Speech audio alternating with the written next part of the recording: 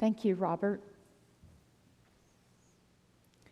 So during my sabbatical, one of the joys that I had that people don't get to do when they're a minister or even a member of the church is I got to visit other places of worship, either online or in person. And one of the things that I got to do was explore not only Christian churches, but other spiritual homes. So one of my friends, Britt Fulmer, passed this summer. Did any of you know Britt Fulmer? A few of you. Oh, several of you. Okay. Well, Britt was the owner of Gentry Limited, and a relatively young person who passed. He found out he had colon cancer and went through treatment and then decided that he would end his treatment. And he was a member at Central Community. On Father's Day, Britt was interviewed by his minister at Central Community, and they sat down in chairs, much like Paul and I have set up here, and Britt told his story about his faith journey and his impending death. It was a surprise, I think, to even his family that the very week he spoke in church, he did pass that very week. I was able to watch the service where Britt spoke very eloquently about his faith, and to my surprise, it was a service of joy. It was uplifting, it was soul-soothing, it was delightful. And he spoke from the heart, and although his theology and mine differ probably night and day, I was warmed to the depths of my cold heart by what Britt told about his story. And I got to thinking about people sharing the story of their hearts and their spiritual lives. And then a few months later, I watched what Oprah talks about as Super Soul Sundays. Have any of you watched that program? Okay, one person, which is an interesting concept that she has on own channel, where she interviews people of varying faith traditions, and she has a very rapid program interrupted by commercials, but she talks very quickly with them about their spiritual lives and spiritual wisdom, and she just interviews them in Oprah style, and they share and impart wonderful spiritual truths. So between Britt's testimony and Oprah's Super Soul Sunday, I got the idea of sitting down with not only members of our congregation, but people outside from our community who have stories to tell about spiritual truth. And so this fall, we're going to embark on this idea of filling our spirits with spiritual wisdom from some of you and from people outside who can share wonderful spiritual nourishment with us. And so each week we'll have a different topic. Next week we're hoping to have Reverend David Hansen come, and since it's Labor Day weekend, he has a passion for justice for workers in our country, and he's going to be sharing with us some of the things that are going on legislatively and in our world about workers and justice and what we can do to be advocates for the workforce in our country. At any rate, we're going to be interviewing folks and talking about justice and various topics and spiritual lives. And I hope it will soothe and stir your souls as we talk with folks each week on a different topic. So today, Paul is going to talk with me about my sabbatical, and I'm going to talk with him about what happened here, and I hope it will stir your souls as we visit. But first, our traditional word is about Sabbath and Jesus. So it is from Matthew, the 12th chapter. Going on from that place, Jesus went into the synagogue, and a man with a shriveled hand was there. Looking for a reason to bring charges against Jesus, they asked him, "Is it lawful to heal on the Sabbath?" Jesus said to them, "If any of you has a sheep and it falls into a pit on the Sabbath, will you not take hold of it and lift it out? How much more valuable is a person than a sheep? Therefore, it is lawful to do good on the Sabbath." As Robin walks over to be interviewed, I have two very important announcements. The first is, I am not Oprah. And the second is, none of y'all are getting a car. No. All right, so my guest today is the Reverend Dr. Robin McGonigal, who for the last 90 days has been away from the pulpit and left me in charge. So the first thing I want to say is I want to thank you for returning. No, we had a great time, and it was an interesting summer. So as we start this conversation, Robin, why don't you remind us, what were the goals of this sabbatical time away? Well, as some of you know, before we went on sabbatical, I told you all the goals and the plans for my sabbatical. But to remind you, first was to research the biblical book from the Hebrew Bible of Ruth and the ancient country of Moab, which is now modern Jordan, and then to look at the concept of the Hebrew word debak, which means cling to, and that is an expression that is not only used in Ruth, but also in Genesis and other places about people who are in relationship with one another. But another goal of the sabbatical was to spend quality time with my family and to experience that debak personally. So to kind of reestablish some clinging to my family when we only have one-day weekends for umpteen years, in my case 37 years of ministry, you don't get a lot of quality time. And then finally, the last goal for me personally of the sabbatical was to write some journal articles about debak and the ethical relationships that could come from this concept, and then submit them for publication. And just a quick sidebar on that, you found some interesting things out about requesting articles, or the whole process has changed since I did it, worked on it 3 years ago, it's changed. It has. To my surprise, when I began to write some articles for publication, I thought, well, before I write those, I should look up the journal style for articles and make certain that I use the right margins and the right word counts and so on. And to my shock, magazines don't allow you to submit articles anymore. They allow you only to submit article proposals. And then if they submit or if they accept your article proposal, they tell you what they will allow you to do. So they tell you how many words, they tell you when and what type of article they will allow you to write and what slant they want you to use, what audience they want you to write toward, and your topic that you're proposing, they tell you how they want you to address that topic. So you can't write the article ahead and submit it to them. Also, if you are allowed to publish an article in the magazine, you have to sign that you will not submit an article on that topic to any other article or any other magazine.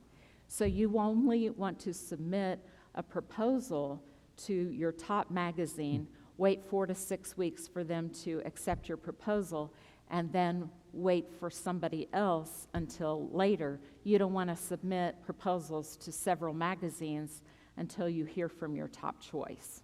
So, yeah, it was a surprise. Yeah, me too.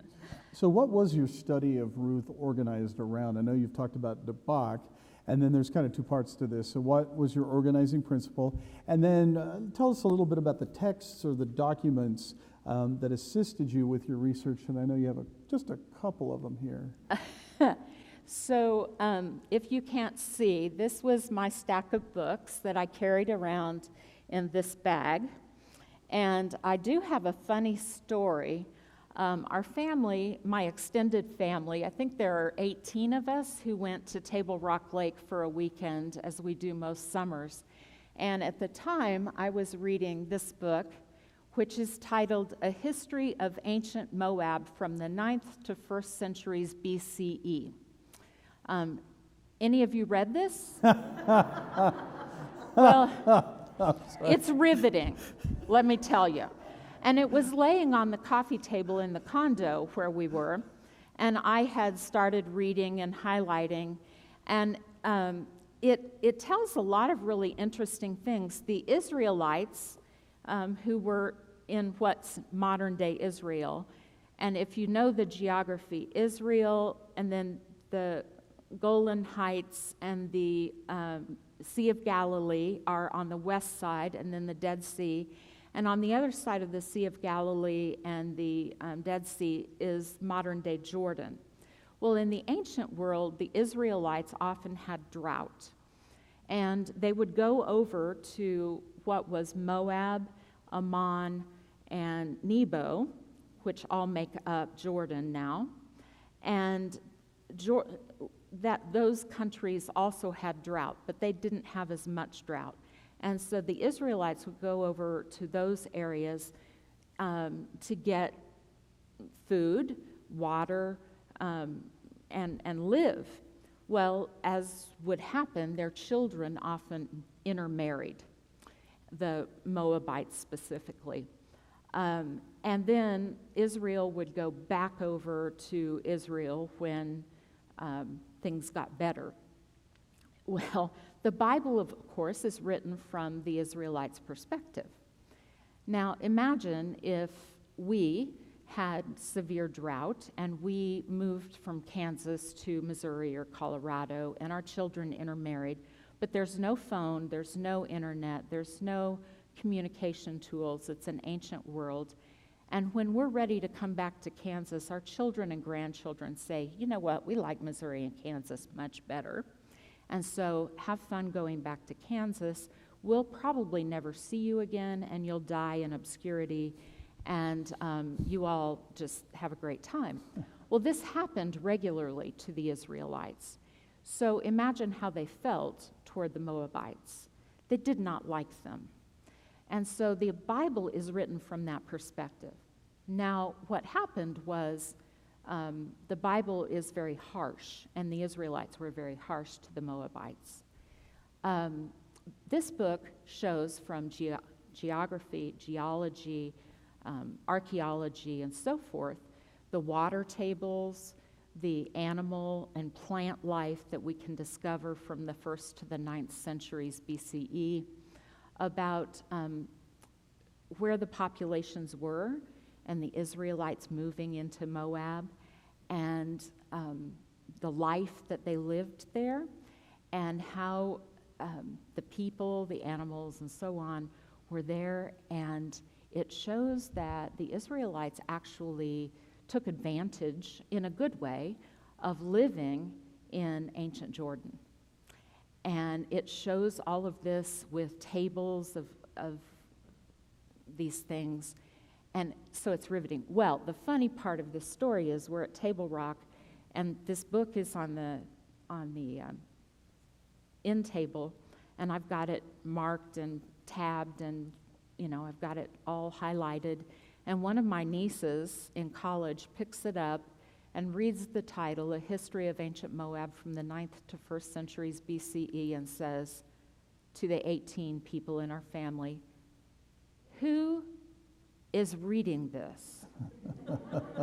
And then she looks up and looks across the 4 generations and goes, Auntie Robin, it has to be you. And everybody says, why would you read that? And I said, it's fascinating. Look at these tables. There are water tables. There's plant life. It shows all the archaeology, and it has graphs and pictures of the water and the plants and the animals they've found there from the ancient. And I'm going to go to Jordan, and I'm going to get to see these things, and I'm going to live in the tents with the Bedouins, and you won't believe how cool this is. And their all eyes glaze over, and somebody says, has anyone ordered pizza? And my niece goes, ew. And that was the end of that. What is the scripture about a prophet in her own country? What are other activities other than humiliate? No, I wouldn't say What other activities did you do in the past 90 some odd days that helped support the goals of your sabbatical? So along with reading and writing, one of the things that I did more than I expected to do was do a lot of reflecting on the changes and the difficulties we've had as a congregation and congregations in general during the pandemic, and the changes that ministers have had to do to lead congregations during pandemics, and how that's affected us and how that's affected our church. And then, of course, I've had time to relax and rejuvenate and read and regenerate my spirit. And along with these textbooks, I've also read novels and things that have nothing to do with church. I've traveled, and then, as I alluded to, I've worshiped and explored some other online and in-person worship, which has just really been rejuvenating and relaxing to fill up my spirit. So we can anticipate not only possibly an article soon, but a sermon, maybe a book about what you've done. Right. The last question I want to ask is, how did it feel when you arrived into the sanctuary this morning? Well, first, it's nice to see you all. I have missed you, and I want to thank you for time away. It's wonderful to be back. It is, you are my people. I don't know if I tell you that enough, but you're my people. And so it is just a wonderful experience to come back and to feel the love in this place. I want to thank Paul, because I could walk away and feel confident that you all would be in good hands with Paul's leadership and pastoral care, and I didn't have to worry. And I also know that you take care of each other. So I was confident that things would run smoothly. And so I want to thank you for being there for one another, and thank Paul for his leadership. And being back feels like coming home in so many ways. And my contract says that, first I want to say there was an ugly rumor that I was going to come back and leave, but I want you to know that part of the sabbatical plan is that when I get a sabbatical, I come back and I stay for a minimum of a year after the sabbatical, because you get the benefit of me being relaxed and rejuvenated and happy, and so you're stuck with me. And I'm stuck with you, which is a wonderful thing. It's a gift. And so I feel like I've come home, and I'm so pleased to be here. Great.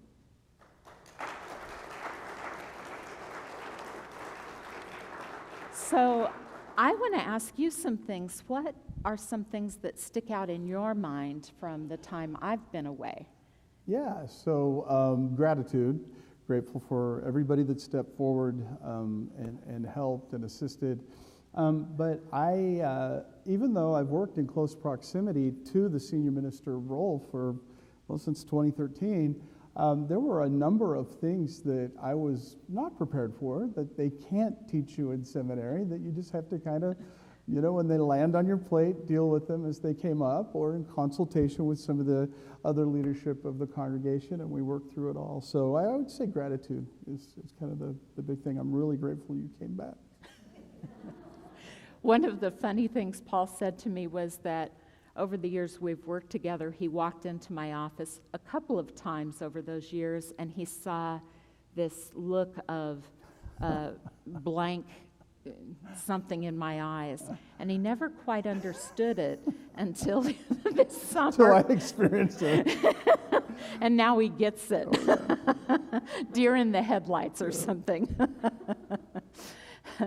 So I watched online while I was gone periodically, and one of the things I was so pleased to see was the number of laity who stepped up and took on leadership during worship. But I want to hear from you. How were some of the other ways that the congregation came together during my absence? Sure. So during COVID, it really became, a 2 or 3 person show. It was really difficult to include, everyone in this as things started to reopen at the beginning of your sabbatical. We asked the Christian Ed Board and the Worship and Music Board to fill in a couple of the slots that I normally would do, and that was the Christian Life moment and the children's sermon. I have to be honest, everybody did great, really great. I got some great ideas and some great tips, but if you have to follow Bucky Walters as the person that gives the children's sermon, I apologize for any of you in the future that ever have to do that. He's a funny man. So the congregation came together beautifully. So good. Yeah. And I know that you love the Thursday morning discussion group, but tell me a little bit about working with that group and the work on the parables and some of the wisdom that you've gleaned from that group. So, I've been so focused on my book work and on studies, and lesson plans, and, that I was able to actually step back during some of these parable classes and let you guys teach me. And that was just a great thing. And we really had a good time. I'm looking forward to doing the same work with the Gary Cox book in the next, we'll start this fall and take that on into the spring. So there's a lot of great theological thinking that happens in this congregation.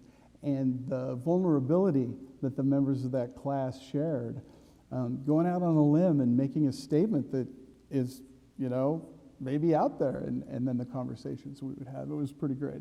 You mean heretical things? Well, I am a fan of heresy, and there, I could tell you why, because in some cases, the heresy was before the orthodoxy.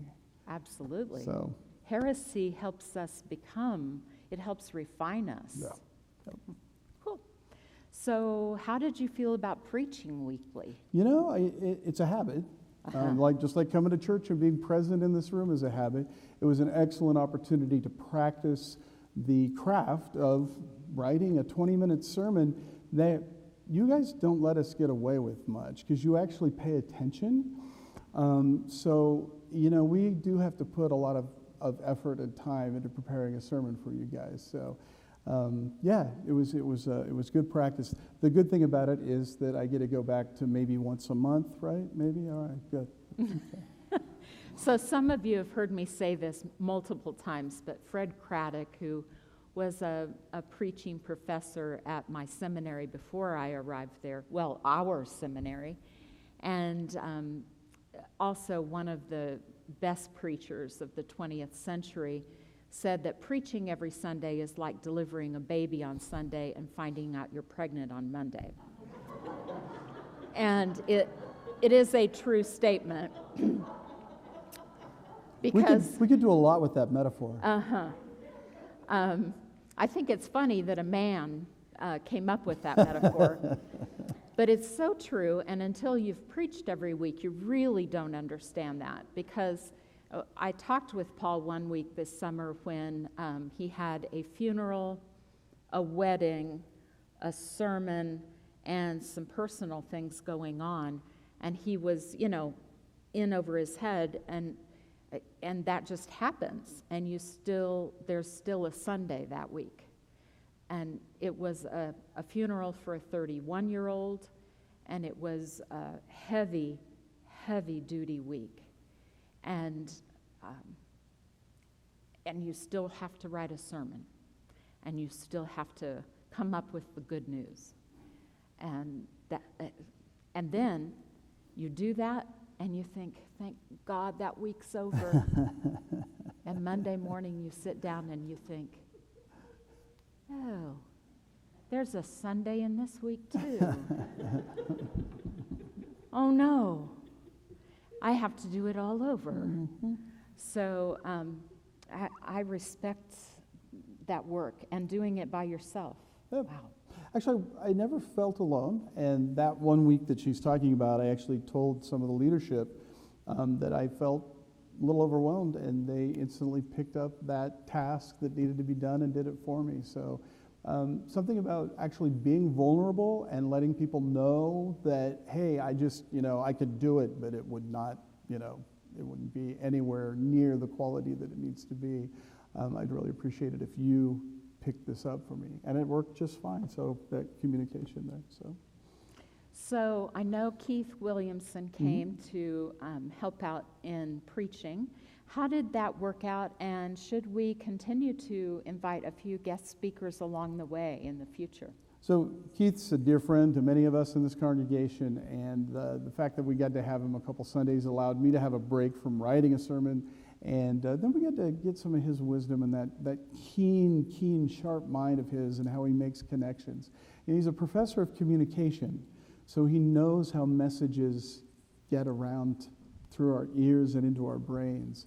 And so to have him help us make those connections are great. I'm all for guest preachers. So. Great. So I want to talk just really quickly about the plan for the fall. I've told you about the sermon series. What do you think about this format? Up, down, nah, we'll see. All right. Okay. All right. Keep us posted about what your reactions are. We want to keep it moving. We don't want to stagnate. And so we'd love for your feedback. We know it's a different format. We don't plan to keep it forever. We want to go back and forth, but the idea is to give you a variety. And it grew out of this conversation we had during one of our very brief conversations on your sabbatical, and that was, I felt like I spent a lot of time in my head this summer in the pulpit, a lot of time thinking about our faith, thinking about the Holy One, thinking about what it means to live in community, thinking. And it dawned on me that it would really be good for me to do some soul work. And Robin had this idea for these soul-soothing, soul-seeking Sundays to get out of our heads, spend some time with our hearts. And so that's why I'm excited about the next few weeks as we do some soul work together. And of course, when you dig into your soul, there's a lot of thinking that goes with that as well. So there'll be thoughtful, provoking ideas given as well.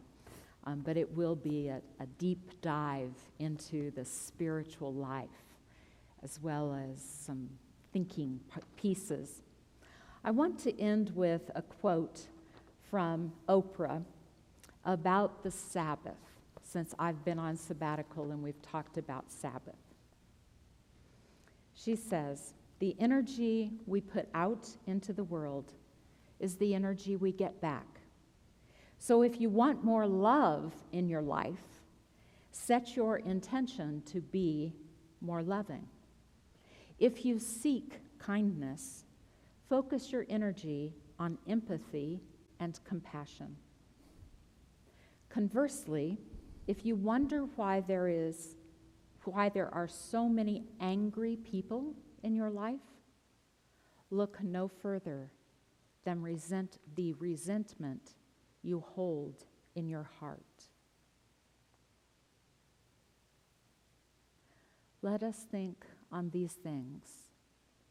When Jesus was in the synagogue, and the teachers asked him, "Is it lawful to heal on the Sabbath?" They were trying to trick him. They were trying to get him, stick it to him. They were asking him a question to get him in trouble. He flipped it, not to get back at them, not to cause them angst, but rather to offer them more food for thought. He could have stuck it back.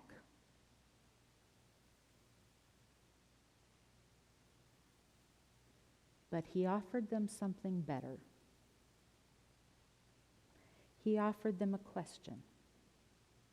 If any of you has a sheep and it falls into the pit on a Sabbath, will you not bend over and pick it up? How much more valuable is a person than a sheep? Therefore, it is lawful to do good on the Sabbath. He offered them a lesson when they tried to trick him. It's like turning the other cheek when someone tries to get to you.